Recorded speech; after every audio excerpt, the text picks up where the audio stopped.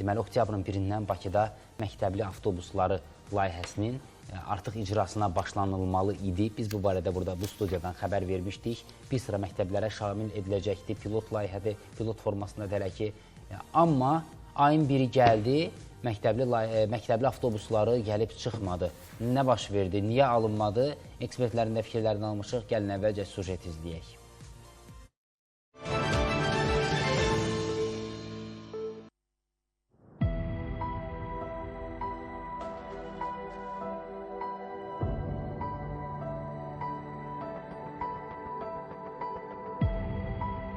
Bakı şəhər və ətraf ərazilərdə nəqliyyat infrastrukturunun yenidən təkmilləşdirilməsinə dair 2025-2030-cu il dövlət proqramı əsasında 1 oktyabr tarixindən məktəbli avtobusu fəaliyyətə başlamalıydı və bu məsələ ilə bağlı biz hazırda 20 nömrəli məktəbi qabağında müşahidə apardıq. Qeyd edək ki, saat 07:15-dən 08:20 radələrinə qədər bu ərazidə olsaq da, təəssüf ki, məktəbli avtobusu əraziyə daxil olmadı. Təəssüf olsun ki, bəzi məktəblərdə fəaliyyətə hal-hazırda başlaya bilməmişik. 6 oktyabr tarixindən də digər məktəblərdə fəaliyyətə başlayacağıq.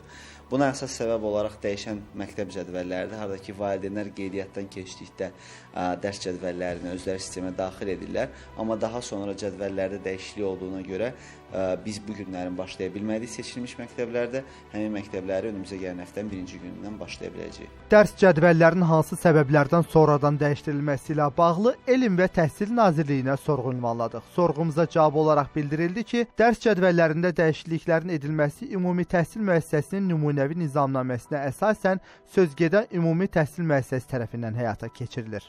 Təhsil eksperti deyir ki, layihənin icra oluna bilməməsinin səbəbi əvvəldən dəqiqləşdirmələrin aparılmamasıdır.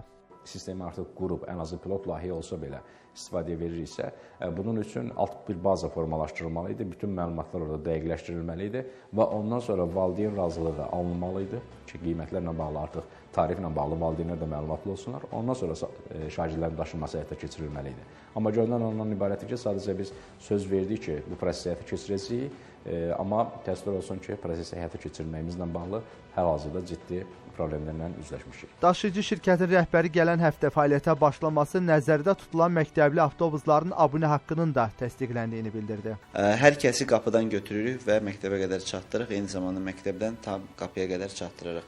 Hər avtobusda dayələr var, peşəkar dayələr və nəzarət altında keçirilir bu proses. Qiymətlərimiz 100 manatdan başlayır, məsafədən asılı olaraq dəyişir. Eyni zamanda ikinci övladı olan valideynlərə, şəhid və qazi ailələrinə və s. endirimlər tətbiq olunur. Bəs bu qiymət valideynlərin cibinə görədir? Qiymətlərin yüksək təyin olunması bəzi valideynlərin, daha doğrusu bir çox valideynlərin məhz prosesdən imtinasına nəticələndir ki, bu da nəticə etibarilə adını çəkdiyiniz 20 nömrəli məktəbdir və digər şəhər mərkəzində olan məktəblərdir ki, o istiqamətdə şagirdlərin daşınmasının həyata keçirilməməsi artıq görünür. Və bu da onu demək əsas verir ki, artıq biz nə qədər desək də ki, valideynlər cədvəlləri düzgün təqdim etməyiblər və yaxud da vaxtında qeydiyyatdan keçirilməyib və s. Düşünürəm ki, bunu hal-hazırda demək sadəcə prosesdən boynunu kənara çəkmək deməkdir. Qiymət məsələsi mübahisəlidir. Bu layihənin uğurlu olub-olmadığını zaman göstərəcək.